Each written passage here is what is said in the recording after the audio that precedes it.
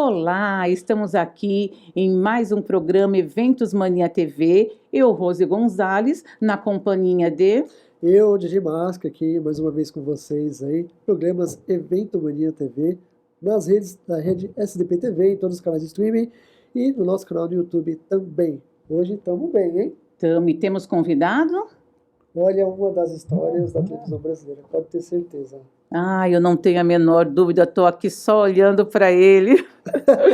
O nosso convidado de hoje, ele é ator desde 1978, dirige teatro desde 1994, foi o primeiro ator negro a receber o prêmio Shell de Teatro. Só isso. Descobriu-se ator aos 12 anos e aos 14 anos fez sua primeira novela. Sua trajetória passa por 9 novelas, mais de 40 filmes, séries, peças e programa infantil. Ficou conhecido pelo trabalho em Castelo Rá-Tim-Bum. Seja muito bem-vindo, Eduardo Silva. Obrigado, prazer. Olha que falta muita coisa ainda. O currículo era gigante, eu tive que dar uma... Manda uma mini bio, 44 anos de carreira também, não tem Exatamente. como resumir. Eu falei, deixa, né, ele mesmo contar um pouco, né, pra gente, desses 40 anos de carreira. Obrigado, Márcio, pelo convite, que bom que deu para conciliar a agenda. Graças a Deus. Graças a Deus, e estamos aí, né, pra gente levar essa conversa boa aqui, gostosa. Com certeza. E já de antemão, eu particularmente, né, telecurso, eu não perdi entrega! Castelo Rá-Tim-Bum, eu não digo nada, só observo. Foi o ápice para mim, né, onde eu me bato na sua linda trajetória. O que te pegou, assim, o tato pelo teatro, pela TV, veio de ancestrais, de pais, avós, ou foi indo? Como é que foi o começo de tudo até chegar no grande sucesso que você tem hoje, né? Que é uma referência, né? Então, na verdade, eu acho que eu nasci ator, né? Eu nasci ator e eu fui sempre querendo fazer vários trabalhos, tal, não sei o quê. Como é que foi a primeira vez? Na escola, no externato de Nino Bueno, né, que eu tinha que ficar porque minha mãe e minha madrinha trabalhavam direto, eu fui adotado, né? Minha mãe foi trabalhar na casa de uma família, minha mãe biológica, Vilma, foi trabalhar na casa de uma família, e aí essa senhora viu minha mãe comigo no colo e falou para a mãe dela, né? Falou assim, vamos pegar uma moça para trabalhar em casa, a gente tá precisando. Aí essa senhora, a mãe dela, falou, não, eu não gosto de empregada com criança, não gosto de empregada com criança. Não, mas vê a menina nova, de Minas, ela é nova. Quando eu nasci, minha mãe tinha 16 anos, mas muito nova, né? Hoje as meninas começam a transar cedo, mas na época era bem complicado, nos anos 60. Uma criança com outra no colo, né? Exatamente. E aí a minha avó falou, tá bom, traz aí, mas não vai dar certo. E quando essa senhora, mãe da dona Olga, me viu, ficou super apaixonada, e aí quis que minha mãe trabalhasse lá na casa dessa senhora. E aí minha mãe voltava,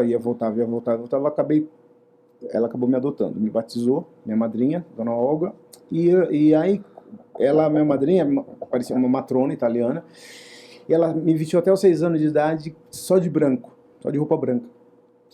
E aí, imagina, era muito engraçado, porque era um negrinho, a mosca no leite, né, com a mama italiana. Nos anos 70, 1970, o Moacir Franco tinha um programa na Record, só com crianças. O pessoal da produção viu minha madrinha comigo e perguntou se ela deixaria eu participar do programa. Ela deixou eu participar. Isso você com 6 anos? 6 anos de idade. E aí, como eu sempre cantei em casa com a minha madrinha, com a minha mãe, que elas sempre cantaram muito, tanto que eu sempre fiz muito musical em teatro, até hoje faço muito musical, eu cresci cantando, então sempre eu estava cantando no programa com o Moacir Franco ou ele me entrevistando, eu sempre tinha um destaque, né? Aí o programa teve que parar, por causa de juizado de menores. Hoje, qualquer trabalho que tem criança, a criança tem que estar estudando. Sim. E a gente gravava o programa de madrugada, é meio complicado. Mas tinha um programa que chamava Roquete Pinto, que me convidou para participar representando o Pelé, porque em 1970 o Brasil ganhou a Copa no México. E aí eu representando o Pelé, todo mundo me carregando, eu com 6 anos, com camisa 10, tipo o Pelézinho, nem sabia o que eu tava fazendo lá, eu feliz da vida, né? Feliz da vida. E a série, né? E aí eu pintou um filme, um curta-metragem que eram 3 raças, uma raça branca, a raça oriental e a raça negra. Também me convidaram para fazer, e ficou à vontade, eu atormentando minha madrinha, que eu queria escrever a carta pro Silvio Santos, escrever a carta pro Raul Gil, escrever a carta pro Chacrinha, para queria ser artista, e não tinha resposta nunca, né, óbvio. E aí minha madrinha me levou numa agência de publicidade, com 11, 12 anos eu fiz umas publicidades, e eis que um dia eu estou vindo da feira, eu não gosto de fazer feira até hoje, mas a minha madrinha não pôde ir na feira e ela pediu para eu ir na feira para ela. A sorte foi eu ter ido na feira. Eu tô voltando da feira e aí eu vejo um cara, o Antônio Fonzar, que ele estava ganhando por várias semanas de mais bonito no Silvio Santos, no programa do Silvio Santos. O Silvio Santos tinha um quadro que era assim, homem mais bonito. E aí o Fonzar ganhava de todos os caras. Então ele estava muito famoso no Brasil. Eu fui com tudo no carro dele, peguei e falei assim, você me ajuda a ser artista? Ele olhou pra mim e falou, você tem mãe? Eu falei, tenho. Ele falou assim, ó, tá aqui meu cartão. Duas até, né? Falta de eu tenho duas. Tá aqui meu cartão, fala pra tua mãe me ligar. Cheguei em casa e eu falei, eu vi o Antônio Fonzar, meu Deus, você tá louco, o Antônio Fonzar, você tá delirando. Na feira. Antônio Fonzar, você viu? E aí, minha madrinha ligou pra ele, ele falou que tava precisando de um lugar pra fazer um filme, e ficou aquela embromação que sempre fazem com a gente. Liga semana que vem, liga semana que vem, liga semana que vem. Ele ligou na minha casa dizendo que no SBT não tinha TVS, não tinha SBT aqui em São Paulo ainda. Estavam precisando de um menino negro para fazer uma novela, que ia passar no Rio de Janeiro. E aí eu fui, fiz teste, passei no teste, e aí eu fiz a novela, que não passou em São Paulo, porque ainda tinha Tupi, né? Que é o Canal 4. Sim. Tinha Tupi, e aí essa novela passou só no Rio de Janeiro, chamava Solar Paraíso. E aí que eu entrei em contato com o pessoal de produção, meu papel era super legal, tinha um super elenco, e aí eu não parei mais. Aí isso foi com 14 anos, com 15 anos eu fui pra Tupi faliu, com 16 anos comecei a fazer peças de teatro, ganhei prêmio de ator revelação, aí eu não parei nunca mais. E eu sempre falo do Antônio Fonzar nas minhas entrevistas, porque imagina assim, você vê um menino negro, nos anos 70, vir com 2 sacolas de feira pedindo para ser ator, e você liga para casa dele para dar uma chance de fazer um teste, quem faz isso?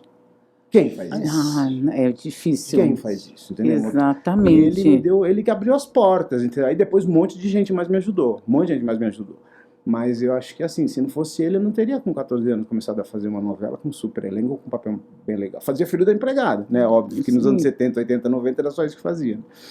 Mas eu sou super grato pro Antônio Fonzar. Até que falaram que ele, numa entrevista que ele deu, falaram assim, pois ajudei o Edu, ele tá mais famoso que eu sumi, eu desapareci. Falar coisas da vida, querido. Eu tenho uma amiga que ela sempre fala, Rose, Deus tem os seus preferidos. Ai, que legal, que legal. É isso. E você falou de prêmios, né?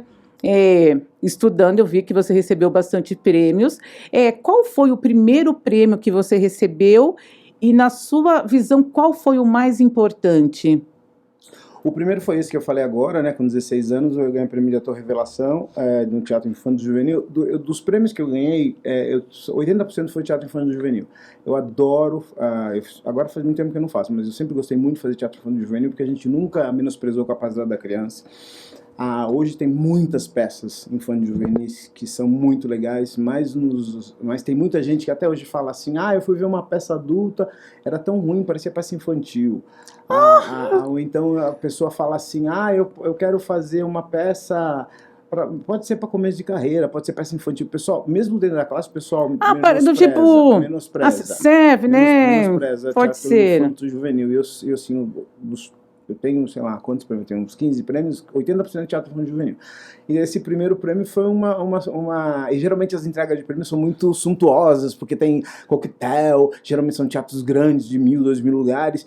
E nesse ano, o prêmio Mambembe não teve festa. Foi muito louco. O primeiro prêmio que eu ganhei o pacote do prêmio, o cara bateu na porta de casa e falou: quem é Eduardo Silva? Você ganhou o prêmio de autorrevelação. Tá aqui teu prêmio. Eu falei: obrigado.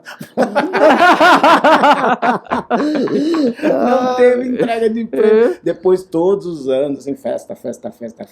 E acabou até que um ano eu estava concorrendo. Geralmente as entregas dos prêmios são em noites diferentes. Teve uma entrega que eu estava concorrendo para 2 prêmios na mesma noite. Então eu saí de uma premiação que eu ganhei, fui para outro teatro, concorrendo para outra premiação que eu ganhei também. E do teatro adulto, eu acho que os prêmios mais importantes que eu ganhei foram com a Comédia dos Erros, do Shakespeare, a produção do Ornitorrinco, lá do Cacá Rossetti, que eu ganhei, acho que os 3 Cacá prêmios. Rossetti. Eu ganhei o Shell, que é o que está falando aí, né? Que foi o primeiro ator negro a ganhar para o Shell. Ganhei o APCA, da Associação Paulista dos Críticos de Arte. Foi o último ano que eles entregaram o prêmio Molière, que era uma passagem para a França.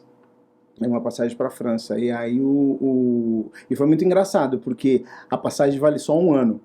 E eles se dão só a passagem. Exatamente, agora é super caro. Eles podiam te dar uma semaninha em hotel, né? Exatamente, Assim, 4 refeições por dia. Né? Aí que acontece? Aí depois de 1 ano perde a passagem.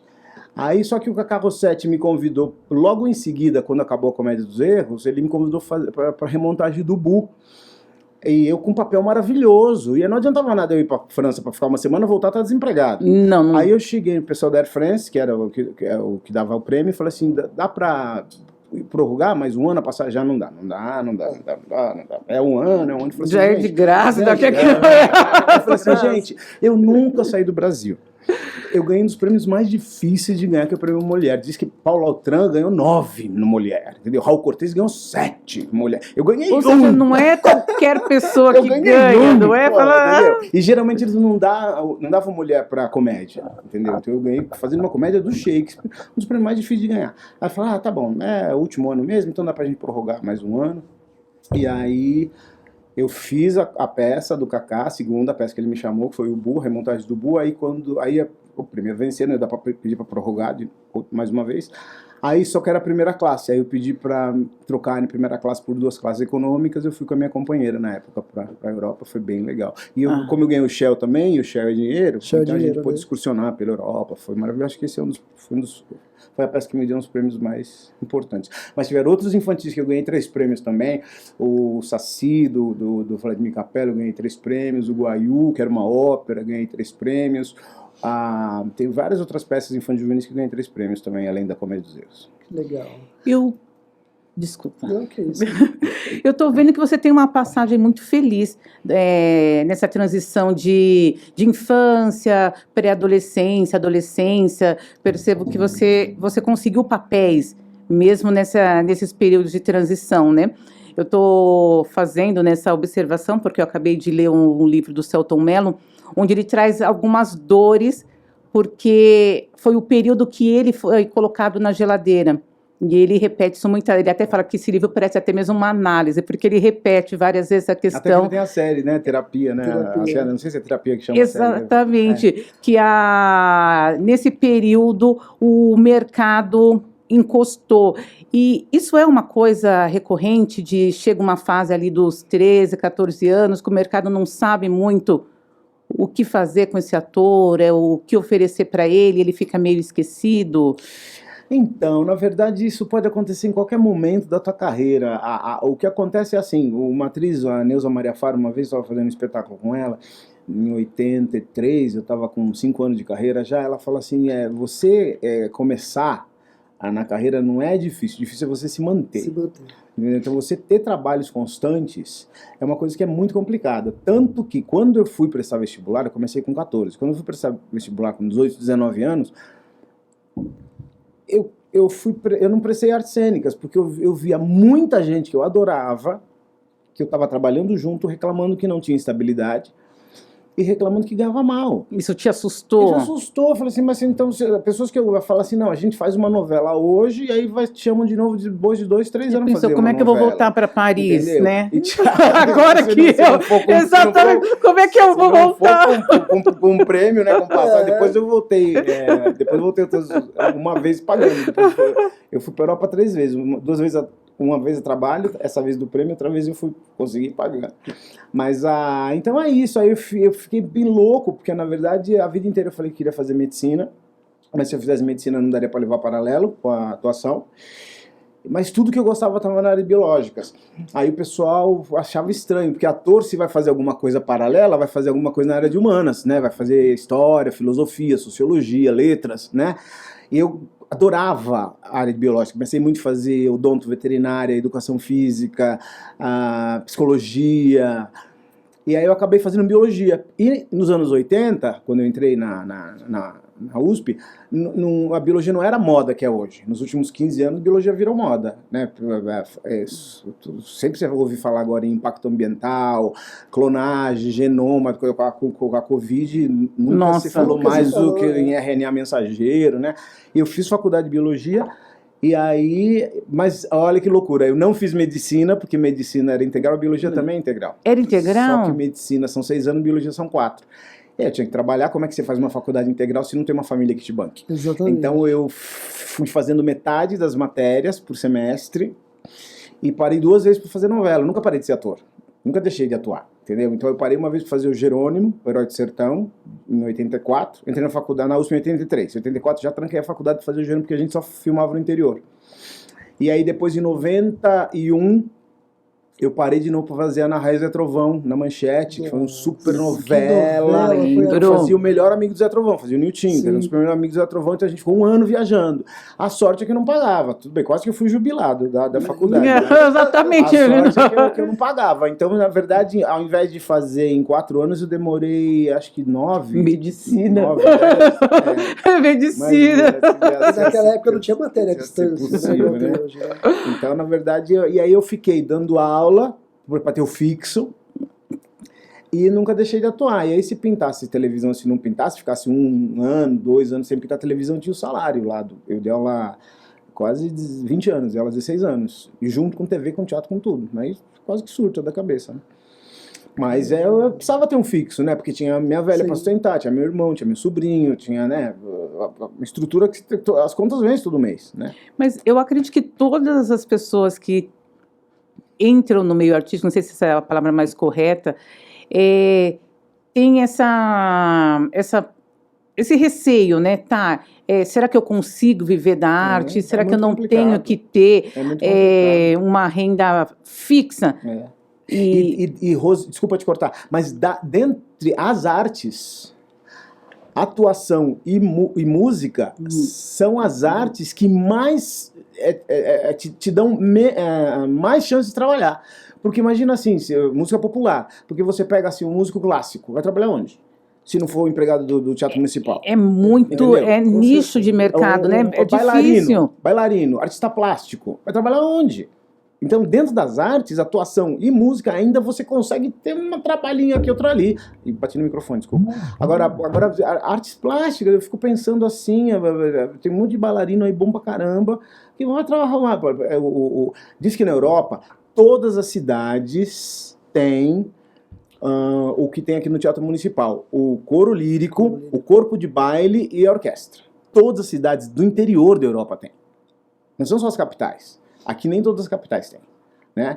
Então, você pelo menos acaba, se está numa cidadezinha, sei lá da onde, você consegue estar tocando teu instrumento clássico, teu violino, teu violoncelo, tua viola, teu oboé, sei lá o quê. Eu fazer teu balé. Agora aqui. Aqui. Complicado, né? Complicado demais. Complicado. Como dizer, colocar sua viola no saco, né? Viola no saco. É verdade. É demais, viu? DJ Mask contou uma vez, quando ele resolveu ser DJ e comunicar isso para a família, né? A arte, às vezes, dá uma assustada. Dá demais. E naquela época não tinha as referências de hoje, né? Alok, David Guetta, enfim.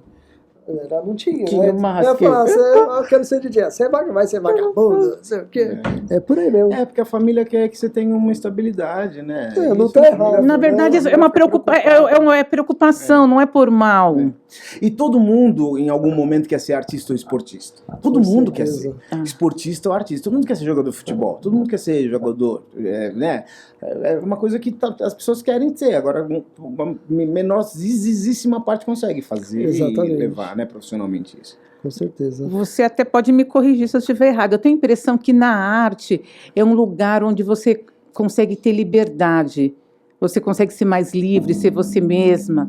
Isso é real ou você acha que o artista está tão preso quanto o advogado, o médico, o político? Eu tenho a impressão que a arte é algo que liberta qualquer pessoa, assim, ela pode ser ela mesma.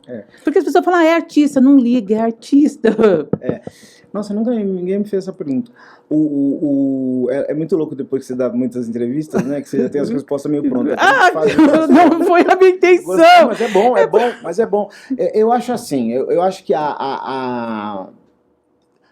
o que é legal da arte, que todo mundo devia ter, todas as escolas deviam ter aula de arte, todas as escolas deviam ter aula de teatro, de música, de expressão corporal, como educação física faz parte do currículo, né? Que é necessário que tenha educação física. Não são todas as escolas que têm aula de arte. E quando tem aula de arte, são umas coisas que não são muito... que contemplam, né? A arte faz você se libertar mesmo, você analisar a sociedade, a arte faz você se descobrir, a sensibilidade, a arte te dá uma noção de coletivo. Isso é muito legal, isso é importante, se liberta nesse sentido, né? Então, assim, eu acho que todo mundo devia fazer arte de alguma forma. Os primeiros céus, né?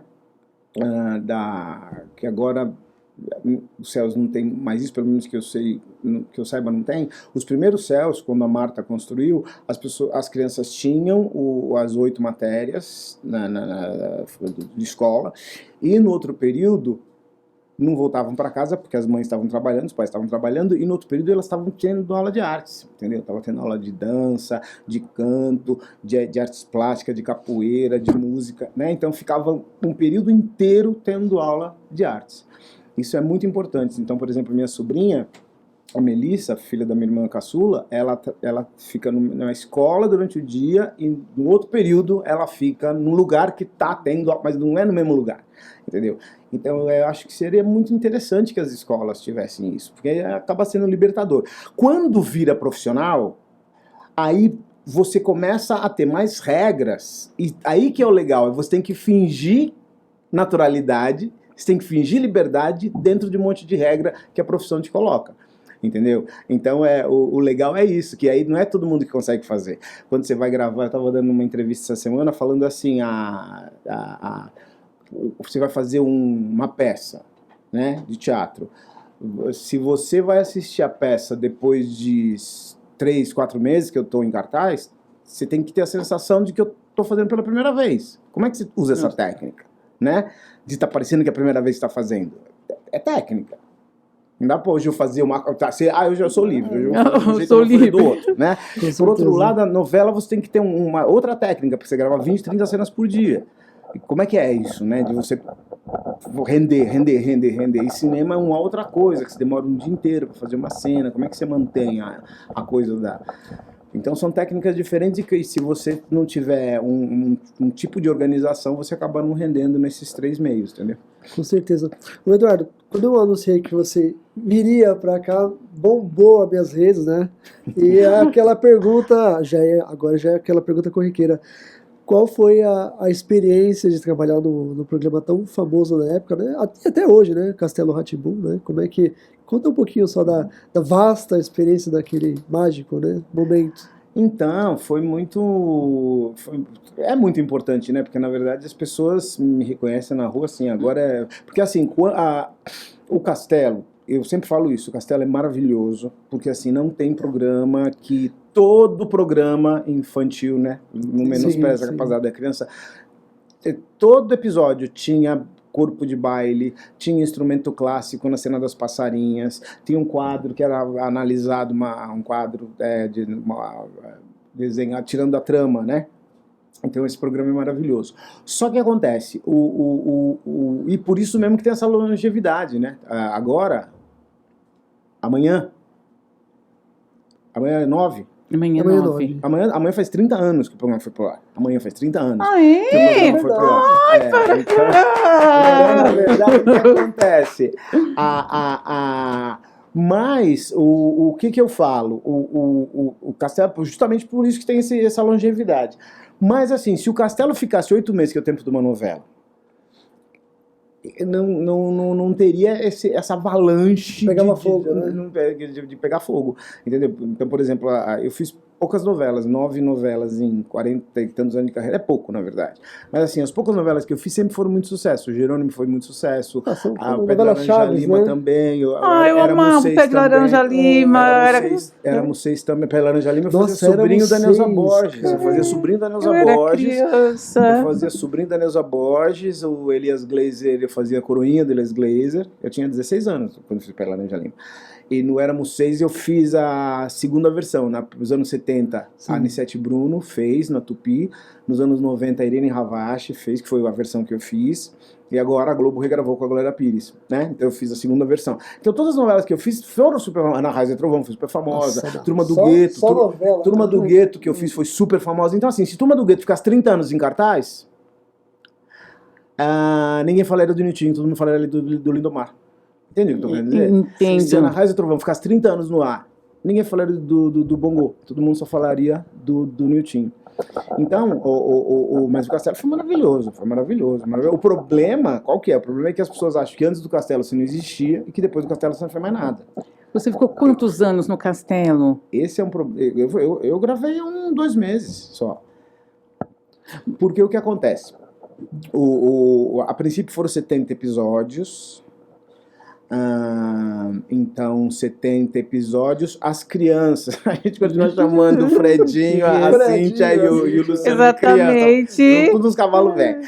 As crianças, o Cássio, a Rosi e o Mamberti, eles apareciam em todos os episódios. Então apareciam nos 70 episódios. Aí as passarinhas apareciam em alguns, Sim. o Godofredo e o Mal, que eram os bonecos, apareciam em outros, as passarinhas apareciam em outros, e tinha... na semana, era um convidado por episódio. Então, num dia na semana era a Caipora, no outro dia na semana era a Penélope, a Caipora, que é a maravilhosa da Patrícia Gaspar que fazia. No outro dia na semana era a Penélope, que era a Angela Dipp, maravilhosa. No outro dia na semana era o Belo, que fazia o Etevaldo, que desencarnou. No outro dia na semana era o Abobrinha, que era o Pascoal da Conceição, estupendo. E no outro dia da semana era o Bongo. Então, dos 70 episódios, cada um tinha 14 episódios. Só que se vocês são da produção, vocês vão marcar a gravação comigo agora e outra gravação mês que vem? Não, faz tudo. Não, Já que as crianças têm que gravar você direto? já tá aqui. Já que a criança tem que gravar um ano, grava um mês com o Pascoal, um mês com a Patrícia, um mês com a Ângela, óbvio. Por questão de grana também. Exatamente, aí vai diluindo eu isso. Eu ganhei um mês, as crianças ganharam durante um ano e cada um de nós foi e cada um de nós foi gravando. O Cal gravava cada episódio, acho que uns 2, 3 dias. Então dava um mês e pouco, né? Então é isso, então a gente gravou um mês. Aí depois estava todo mundo já a gente não sabia que o Castelo ia dar esse sucesso que deu. Quando foi pro ar, foi aquela coisa louca que aconteceu. Né? Eles começaram a chamar a gente de novo para gravar mais 20 episódios. Então a gente teve mais 4 participações dentro desses 20 episódios. Então dentro dos 90 episódios, a gente está em 18, cada um dos convidados, né? Então a gente gravou 2 meses e aí tá 30 anos no ar. E aí o pessoal acha que a gente ficou gravando muito, mas a gente não gravou muito, entendeu? Tirando as crianças, o Cássio, a Rosi e o Mamberti, que gravaram muito, a gente não gravou muito. Mas a sensação que o público tem é a que gravou muito. Que são mais de 90 episódios. Exatamente. Ninguém imagina que são 90 episódios. Se você pensar que vão 5 por semana, dá 16 por mês. 16, 30, 60, 90. Em 6 meses vão os 90 episódios pro ar. Falta um programa desse hoje na televisão brasileira? Ou algo que estimulasse, né? Cultura. Ah, Ou duvigaria hoje? assim, eu acho que, na verdade é assim, nos anos, eu não lembro quando foi, eu era bem pequeno, nos anos 60, 70, um programa infantil que foi super famoso foi o Vila Sésamo, né? Ai, que Aí bonitinho. quando acabou o Vila Sésamo, é porque nunca vai ter um programa igual ao Vila Sésamo, que o Vila Sésamo, que o Vila Sésamo, Vila Sésamo. Aí depois, nos anos 70, 80, veio o Sítio do Pica-Pau Amarelo. Ai, nunca mais vai ter um programa igual ao Sítio do Pica-Pau Amarelo, nunca mais vai ter. A gente sempre fala isso, né? Aí, tanto que depois, quando foram tentar regravar o Sítio, às vezes dava certo, às vezes não dava. Aí começaram a trocar, Dona Benta, Tia Anastácia, as crianças, né? Às vezes dava certo, às vezes não dava. E aí com o Castelo, acho que é isso também. Dos programas da Cultura, eu acho que o Castelo é o que fez mais sucesso, porque assim, a Cultura é a única emissora que tem programação para cada faixa etária diferente. Então você tem o Gloob Gloob, que era para criança pequenininha, você tinha o Bambalalão, que era para criança um pouco maior, você tinha o X-Tudo e o Revistinha, que era para pré-adolescente. Então, que emissora tem isso, né? Para você ter um leque de possibilidades por idade. Né? Então, na faixa de idade que o Castelo pegava, que era de 4 a 6 anos de idade, teve antes o Rá-Tim-Bum, depois fizeram o Castelo, depois fizeram o Ilha. Então, o Rá-Tim-Bum ficou muito tempo em cartaz. Sim. Muito tempo em cartaz, né? Muito tempo, o Rá-Tim-Bum. E aí o Castelo foi o que ficou mais tempo e o Ilha ficou mais ou menos. Então, assim, a Cultura, infelizmente, não está gravando mais, né? Nem áudio, nem ficção. Hoje não. Eu gravei em 82 um teleromance lá, que tinha o Tronco do IP, fazia escravo, né? Pra variar. E aí o que acontece? O Tronco do IP, eles tinham teleconto e teleromance. Teleconto era de uma semana, romance era de um mês. Então tinha ficção além dos infantis. A ficção acabou, ficou só com os infantis.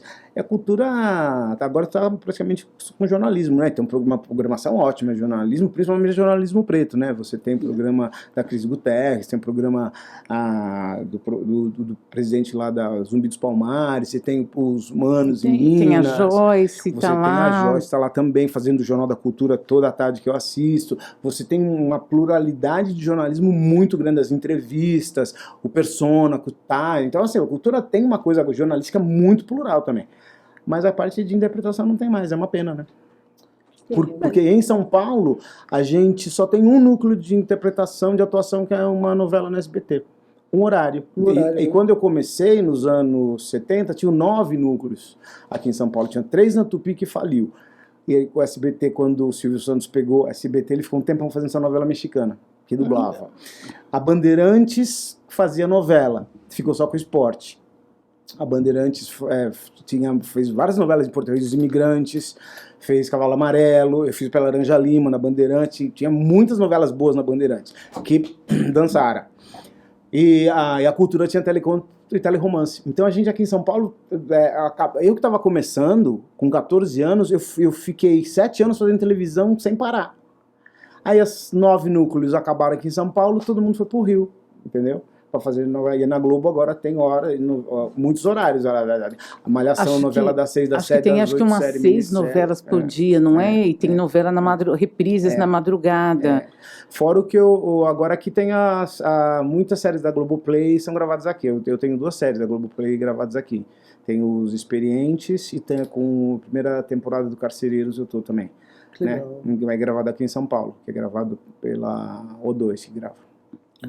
O Eduardo, a televisão brasileira vou falar, da década, né? Mais uns 2, 3 anos para cá, tá mudando muito, né? O contrato de nomes renomados não estão sendo vencidos. Bom, resumindo, você assiste as novelas hoje, você é professor de teatro, né? Acredito que é a base, né? Você assiste a televisão, as novelas hoje, que nota que você dá para os novos, né? Porque eu que não conheço da matéria, eu vejo que a qualidade cai um pouco, né? Está caindo, né? O porquê disso? Eu não sei, eu não tenho tempo de assistir novela. Porque, na verdade, todas as noites eu estou trabalhando. Ou eu estou dando aula, ou eu estou dirigindo peça, ou eu estou em cartaz, fazendo espetáculo. Então eu não tenho tempo de assistir novela. O pouco tempo que eu tenho, para assistir, às vezes de madrugada reprisa, né? Novela, Sim, que é sim. quando eu tô desmaiando lá em casa. A Globo Então eu tava assistindo Vai na Fé, que era muito boa, tava Fuzue, tava assistindo também, às vezes tinha umas coisas que eu gostava muito, umas coisas que eu não gostava, às vezes eu tô pegando agora o Renascer, que eu gosto bastante das coisas do Renascer, mas eu não posso falar assim como está a televisão, porque eu não assisto, eu sempre fui muito noveleiro, mas como geralmente eu tô com todas as noites livres, geralmente eu marco as coisas para de tarde, porque à noite eu tô sempre ocupado, então eu não posso falar. Mas eu acho que assim,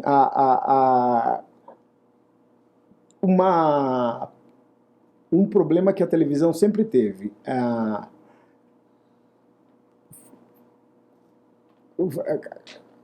Agora tem preparadores de elenco que tentam dar uma ajudada para as pessoas que estão fazendo audiovisual. Antes não tinha isso. Então assim, você tem que ter muita técnica para você gravar 20, 30 cenas por dia. É muito difícil. Então às vezes não é nem questão da pessoa ser ruim. Então imagina assim, vocês terem que fazer entrevistas de segunda a sexta, das 8 da manhã às 7 da noite, todo dia. Isso. Quando chega às 5, 6 horas da tarde, vocês estão assim, vão manter qualidade. É difícil, todo dia. É difícil, entendeu? Então, se você não tem por exemplo, preparo, se você... eu, quando participei de núcleo central de novela, eu filmava todo dia. Filmava não, eu gravava todo dia. Quando eu tinha personagem coadjuvante, que aí era só naquele meu cenário, aí eu gravava 1, 2 dias na semana. Aí tudo bem, era aquele monte de cena em 2, 3 dias. Mas se você tem personagem central, como eu peguei já em 2, 3 novelas, você grava 20 cenas num dia, chega em casa, tem que decorar as 20 do dia seguinte. Você não tá muito bem, né? Não tem como tá. Então, isso é muito complicado. Por isso que as séries que passam nas emissoras tem uma qualidade melhor, porque você tem um tempo mais longo para fazer, né? Então você não tem essa cobrança de fazer, porque novelas tem que gravar 6 capítulos por semana, que é o que vai pro ar, né? Então quando você pega as séries, principalmente as séries que a gente vê na Globoplay, na Star+, eu tô com série na Star+, tô com série na HBO, tô com 2 na Netflix, então você vê a outra qualidade, porque não é tanto tempo como cinema, que no cinema você tem 2, 3 meses para filmar um trabalho que você vai assistir 1h30, não é esse tempo longo, mas também não é um tempo toque de caixa que é uma novela, entendeu? Mas eu também tenho a impressão de que assim, o Brasil sempre foi muito focado em novelas, né? A gente... Folhetim, né? O pessoal sempre adorou um folhetim, né? Exatamente, né? Exportou, ainda exporta, né? Muita coisa. Mas eu acho que a gente também agora está absorvendo muito essa questão que é a do americano à série. Eu acho que o brasileiro está se aprofundando um pouco mais nas séries do que nas novelas. Acho que essa coisa de você passar 8 meses, né, vendo a nova geração, acho que ela não tem paciência, ela não tem esse tempo para ficar 8 meses, 9 meses acompanhando uma novela. Então vai para séries, né? Assiste já 4, 5 episódios, tem gente que mata no fim de semana a série toda. Eu acredito até que é o cenário que tá mudando, né? Essa coisa rápida é uma coisa que as pessoas não têm tempo de se falar, as pessoas não têm tempo de conversar. Você fica na televisão, fica zapeando, você pede para falar com as pessoas não têm tempo de se conversar. Você deixar o WhatsApp com mais de 2, 3 minutos, o pessoal fala que é podcast, e fica acelerando 1 vez e meia, 2 vezes, fica todo mundo com aquela voz de pato, que perde toda a entonação, é desesperador. Aí você, às vezes, a comunicação falha, né? Porque não tem mais comunicação, as pessoas não se comunicam mais, as pessoas não se comunicam, as pessoas não se falam. Aí é muito melhor você ter 5, 10, 15 minutos de conversa com uma pessoa, quando alguém te liga, você acha que a pessoa tá com problema. Me ligaram, eu falei, o que aconteceu? Não, eu acho até, eu já cheguei no ponto de dizer que até falta de educação. Eu falo, gente, fulana tá me ligando.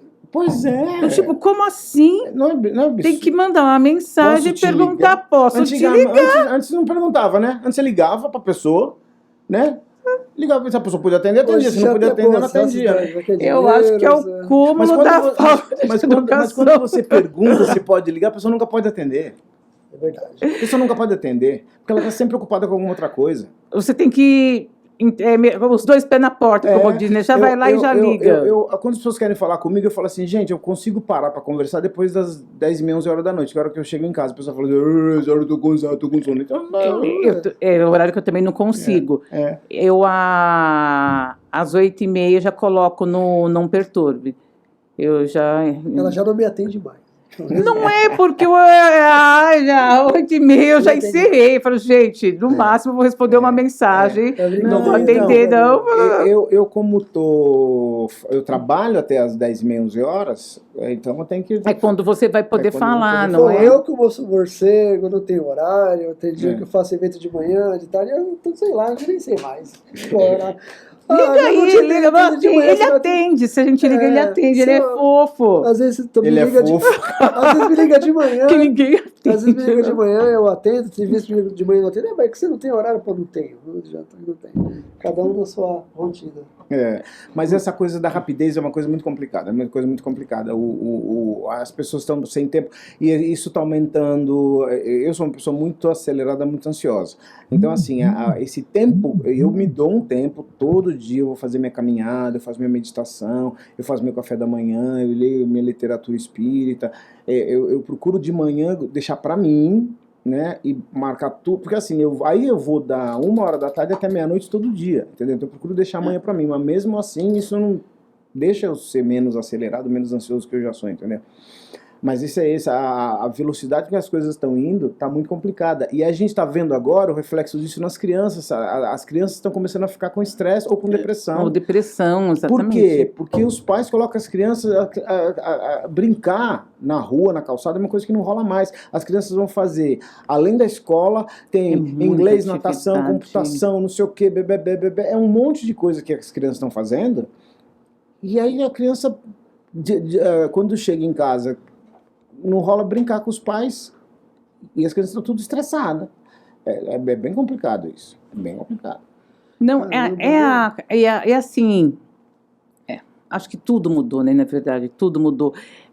As redes sociais, então, tem muita comparação, né? Então, aquela coisa, não, eu tenho que preparar meu filho, ninguém mais pode ser pobre... As pessoas estão... É verdade, a gente vê... as pessoas estão ficando milionárias aos 15, né? Youtubers, influencers. Aí acho que isso vai dando um nó na cabeça das outras crianças, porque elas chegam aos 19 anos achando que fracassaram.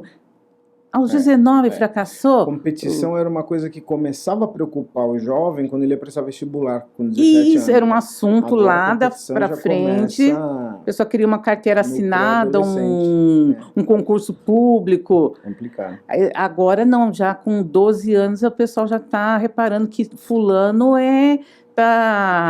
tá sustentando a família, tipo assim. Não, e o padrão isso que você falou de comparação, né? Eu estava vendo uma matéria ontem, acho que foi até no Jornal da Cultura, que eu assisto todo dia, antes do almoço. Eles estavam falando da coisa da comparação, como o jovem se compara, né? Você tem que ter o corpo perfeito, você tem que ter barriga de tanquinho, você tem que ter não sei o quê, e não se preocupa com a saúde. Às vezes a pessoa está tão preocupada com a aparência, não se preocupa com a alimentação de qualidade, não se preocupa com hora de sono, não se preocupa com relacionamentos, com estar na natureza, não se preocupa com as coisas que são só, se preocupa com a estética. Lógico, é legal, né, se tá bem fisicamente, mas para estar bem fisicamente as pessoas vão pelo caminho comendo pela beirada.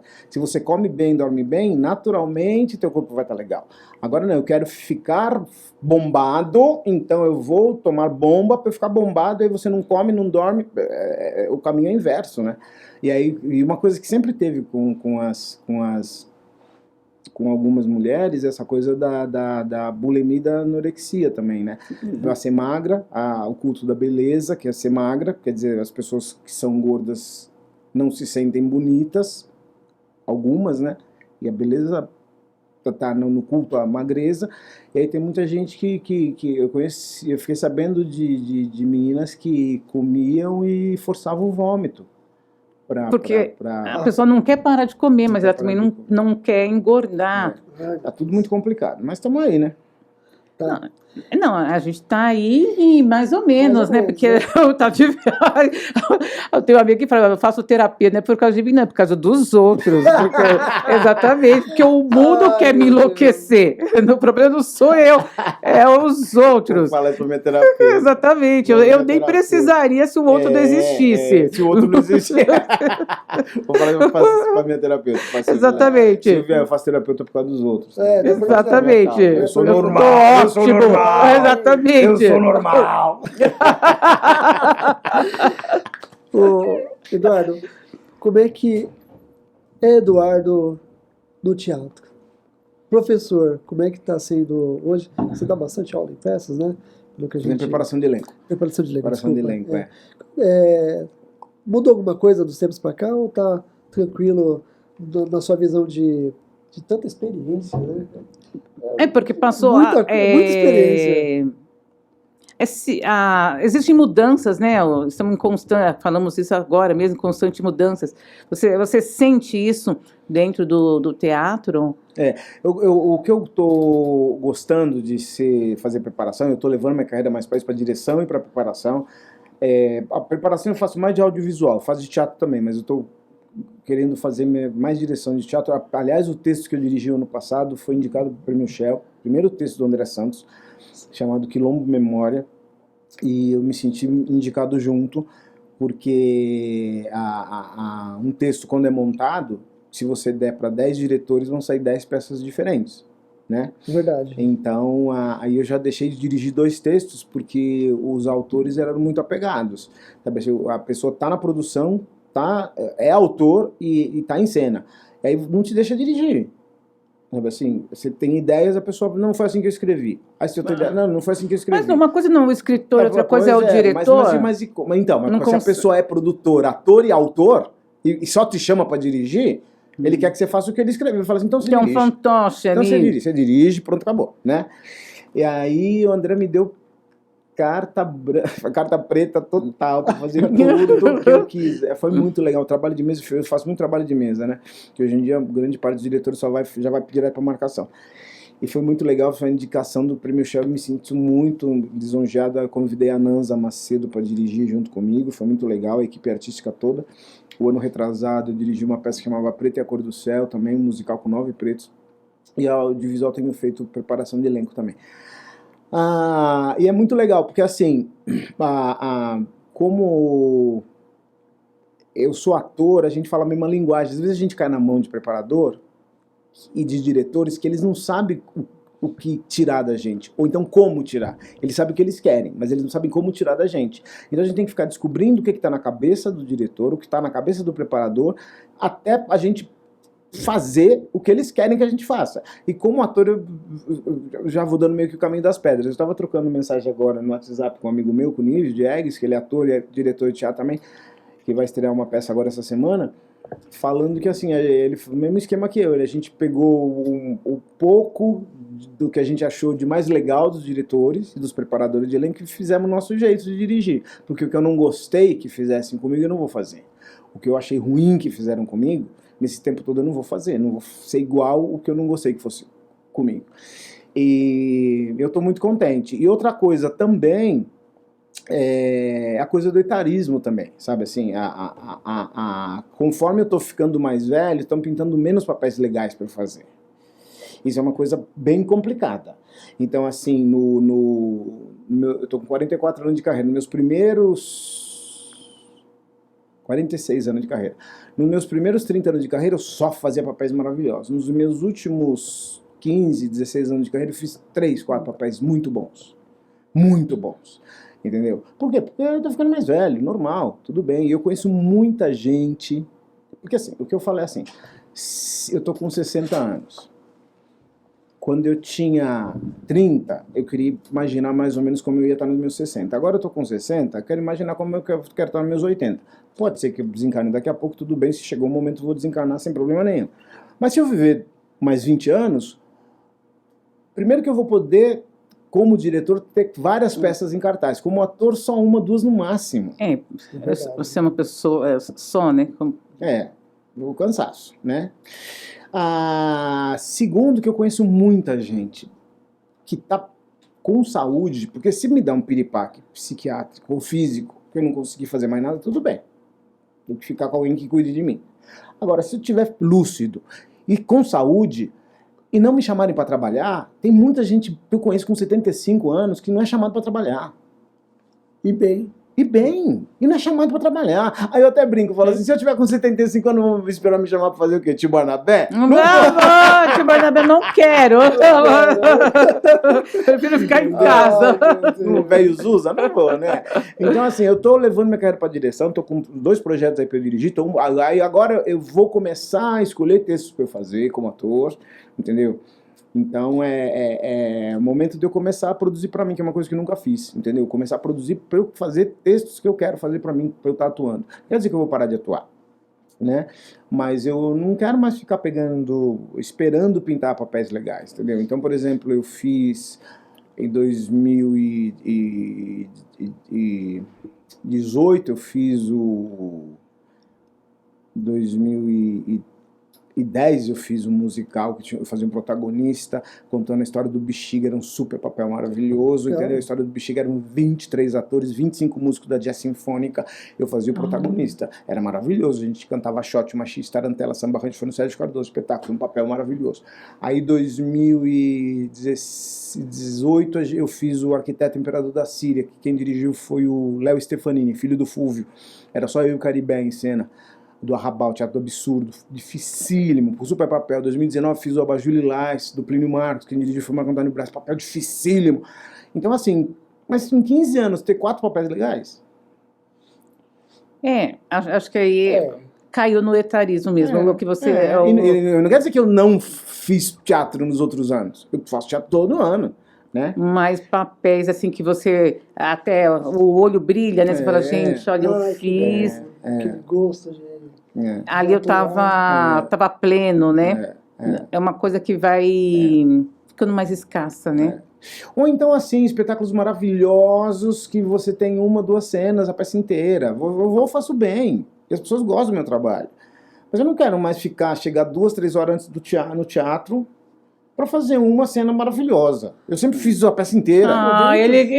Porque ele é maravilhoso. Desculpa, agora, né?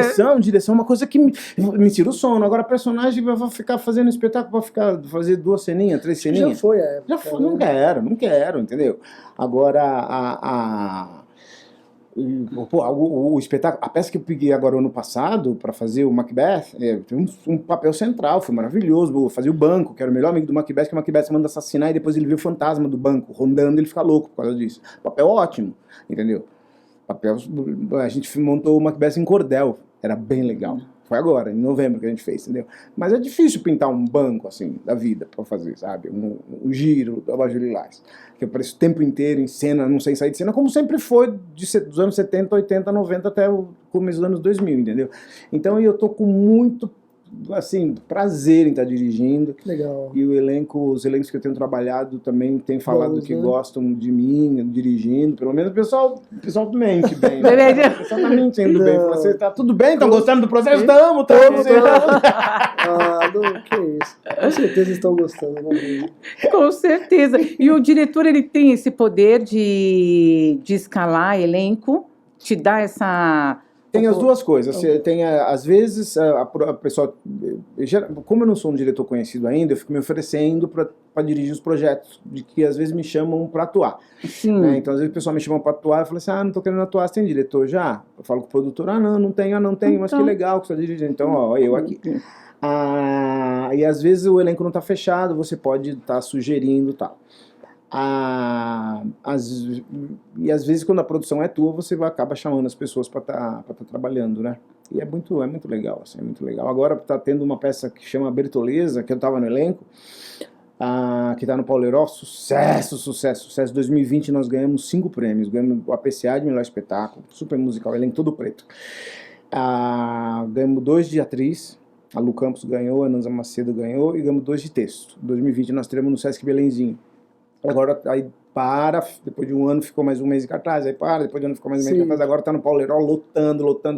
Todo domingo volta umas 150, 200 pessoas que não conseguem entrar, esse final de semana é o último. E aí eu saí do elenco ano passado, e aí eu o diretor me chamou para fazer a preparação do elenco. Aí foi muito legal, porque a peça...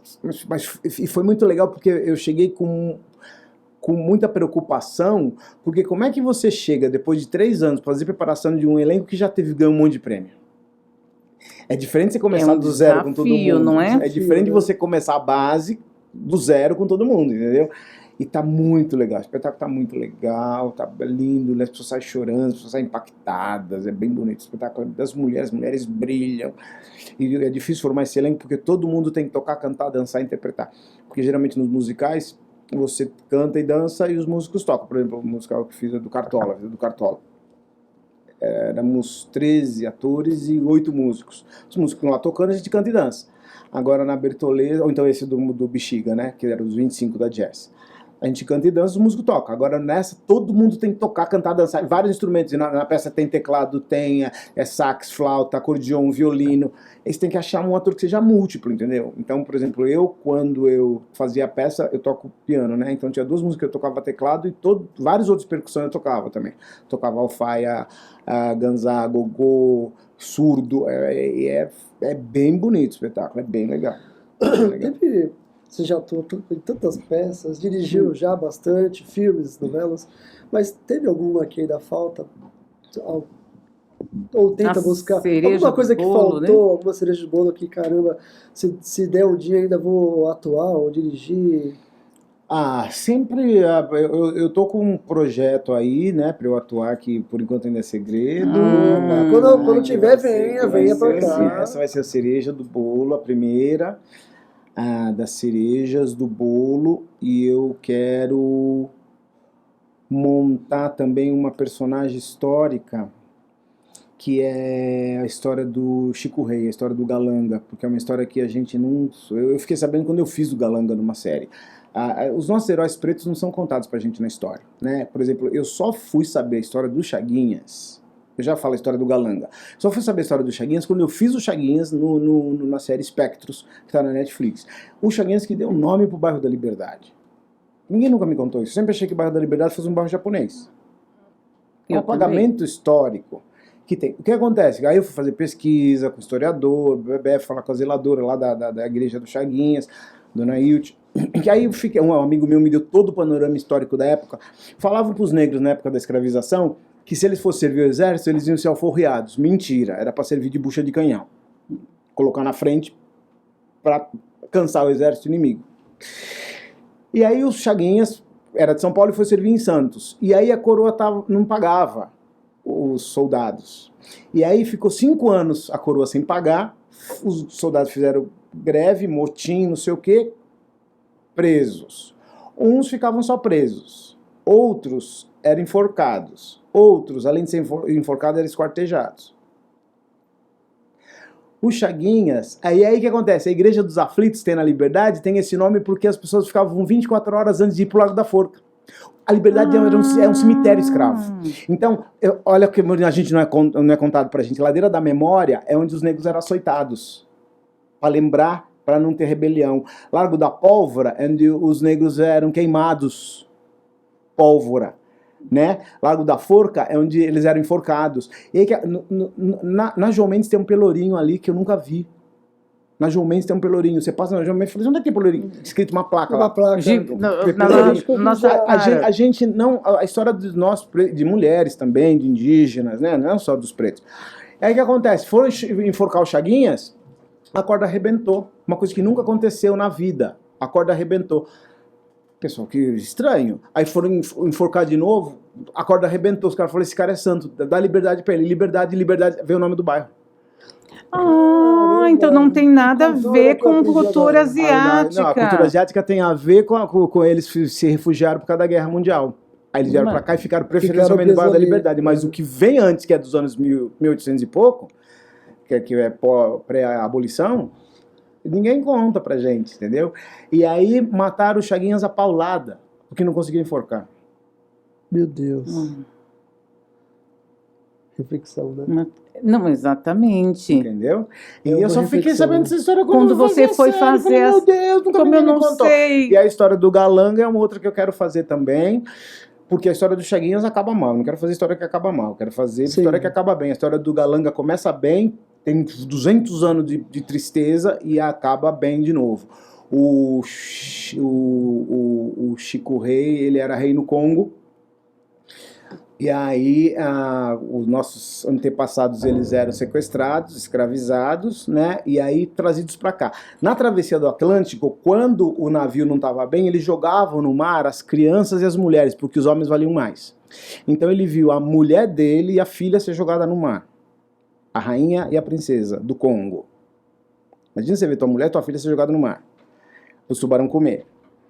E aí eu descobri há uns 4, 5 anos que eram tantos negros que foram jogados no Atlântico que mudou a rota de migração dos tubarões. Ah, porque eles tinham Já sabia, alimento. os portugueses, vai vir comida aí. Aí o Galanga chegou aqui, começou a trabalhar, guardando as pepitas de ouro, comprou a alforria dele, depois de 30 anos, comprou a alforria dele e do filho, o filho não jogaram no mar porque o homem valia mais. E aí, depois de 30 anos, ele voltou a ser coroado como rei do Congo. E aí, as festas de congada que a gente tem no Brasil inteiro homenagem a ele. E ninguém sabe disso. Não, a gente sabe das congadas, Mas de mas onde a que vem? fundo, exatamente. E aí, eu quero montar essa peça também, musical lindo. Não, exatamente. Lindo, né? Só falta patrocínio, né? Mas tudo bem, ideia não falta. Exatamente. Quer falar sobre patrocínio, Vasco? Ideia não falta. Que legal. O Eduardo, eu acho que, para mim, acho que vai ser a minha última pergunta, não sei se você vai ter alguma do que ela queira. Eu vi que durante a entrevista você, é claro, né, décadas de 60, 70, 80, os pretos, isso me lembra minha filha, minha pretinha, tá lá 2 anos. Ai, é uma delícia.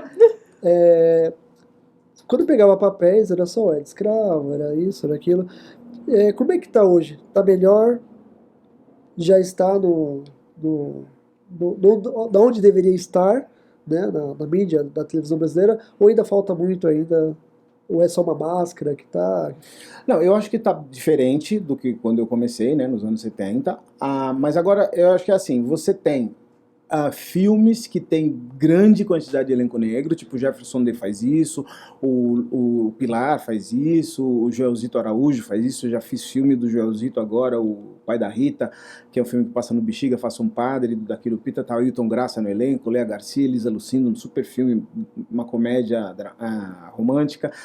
Tem o Lima Barreto, que é a direção do Pilar, com o Luiz Miranda, tem um papel maravilhoso, dificílimo, um papel muito difícil. Muito difícil.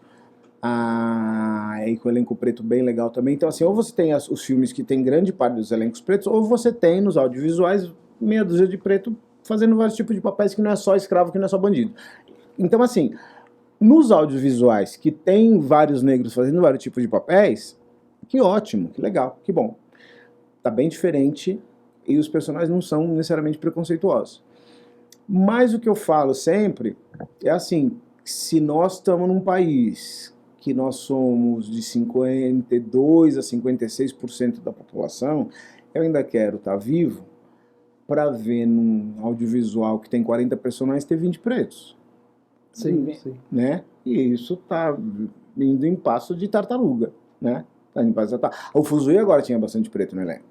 Tinha, eu não assistia, mas eu sei que tinha. Preto, tinha vários amigos meus no elenco, tinha o Rogério Brito, maravilhoso, a Valquíria, o Cleiton Nascimento, que ganhou o Shell agora. Foi o penúltimo ator a ganhar o Shell, os dois, o antepenúltimo, agora o Tizumba ganhou e um outro ator lá do Rio também ganhou. Aliás, quando ele ganhou o Shell agora, ano passado, a entrega foi aqui em São Paulo, do Rio de São Paulo. Aí ele homenageou todos os 7 negros que ganharam antes dele, e falou do meu nome também, foi muito legal, foi muito querido, cara, ter feito esse carinho. Né? Reconhecimento, Falou do Luiz Miranda, do Milton Gonçalves, do Guilherme Santana, do Clidemar, do Cleiton Nascimento, o meu nome, falou assim, queria falar dos 8 preços que ganharam. Aí quando eu fui agradecer, eu não sabia que eu fui o primeiro negro a ganhar o Shell. Você não sabia? Eu fui lá agradecer, né? Falei, obrigado por você ter falado isso de mim, né? Falar de mim. Ele falou assim, que ano que você ganhou o Shell?